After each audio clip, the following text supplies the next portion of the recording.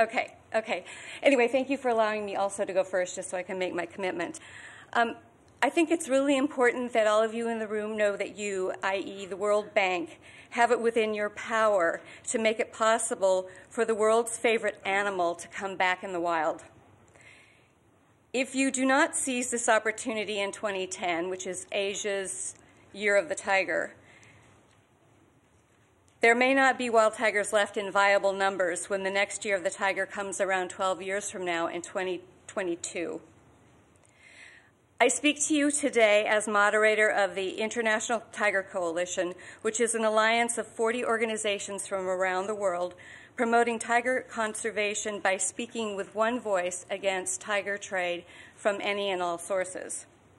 These organizations are from many realms of our society, not just environmental groups, but zoos, animal welfare organizations, traditional Chinese medicine institutions, responsible tourism organizations, and also the legal arena.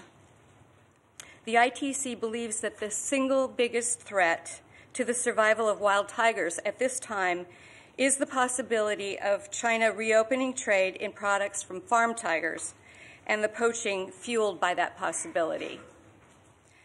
The mere 3,200 wild tigers remaining simply cannot withstand reignited demand among more than 1 billion Chinese, especially when tiger products from the wild are considered far superior to those from farms.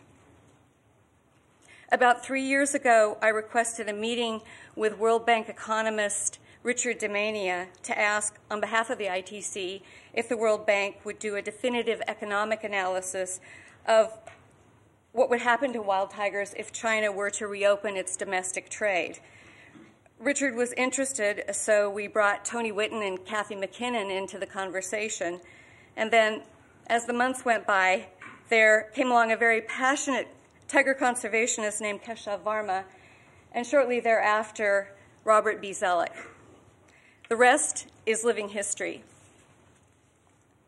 Since President Zoellick's launch of the Global Tiger Initiative in June 2008, many people have been puzzled at the World Bank's involvement in tiger conservation. Some of you may have been among them.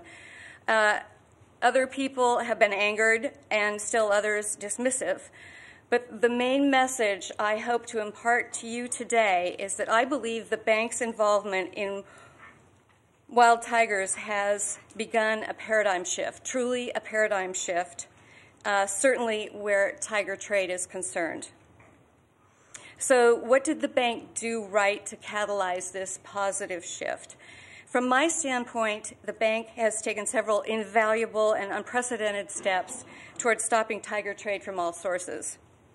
Firstly, in the policy realm, it elevated the threat from tiger trade up to and above the ministerial level.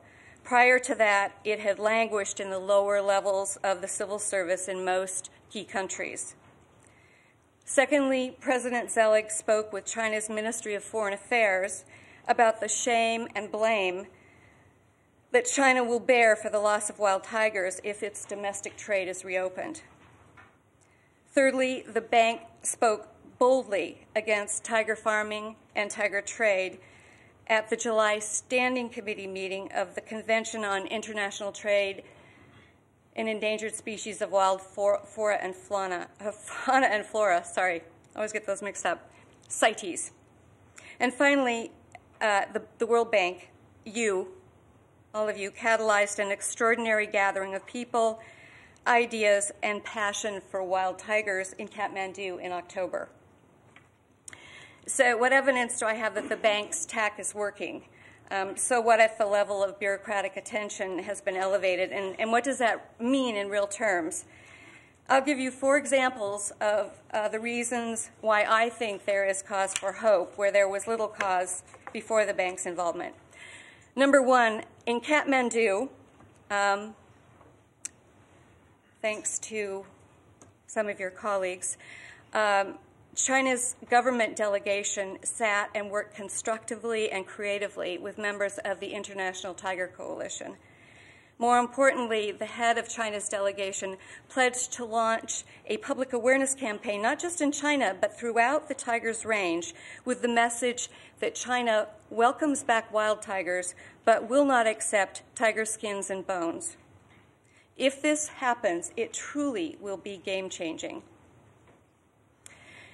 In the week following the Kathmandu meeting, a lead official in the ministry responsible for tiger issues in China invited NGOs in Beijing to explain what the international community thinks of China reopening trade in farm tiger products. He was told that the world will condemn China if it reopens tiger trade, or, alternatively, celebrate China as a conservation hero if it makes its ban permanent, phases out tiger farming, and cracks down on illegal tiger trade. This information was then relayed to China's state forestry minister, and I have been told confidentially that he sees the win-win in the latter choice and may in fact be considering making this one of China's contributions to the 2010 Tiger Year celebrations.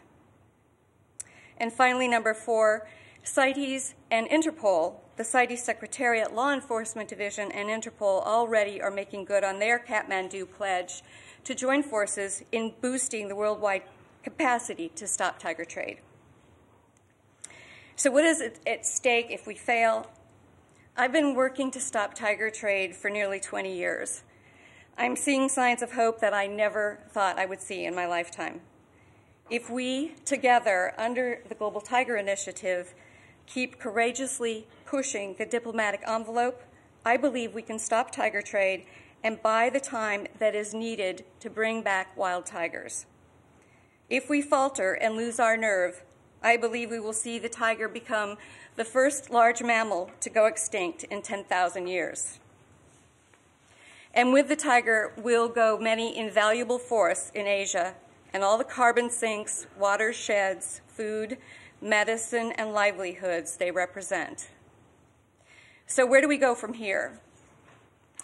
To stop tiger trade, which is my area of expertise, and I will let others talk about the other issues, to stop tiger trade and to buy the time tigers need to come back in the wild, we will need to do several things.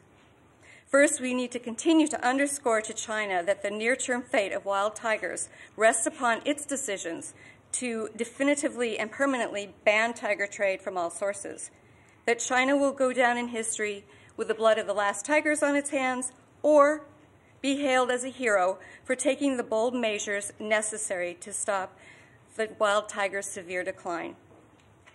We must continue to remind all tiger range countries and consuming countries, including the United States, that they too must act immediately and decisively to protect tigers, their prey, and their habitats.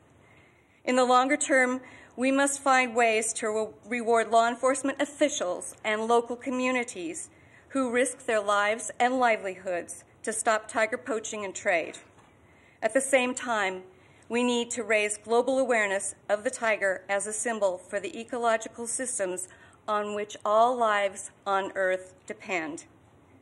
I believe that if the global public really understood what the extinction of wild tigers could foreshadow,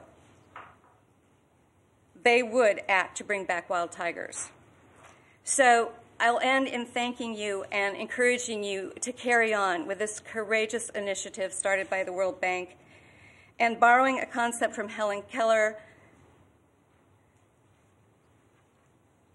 the Global Tiger Initiative will be either a daring adventure or nothing. Thank you for your time.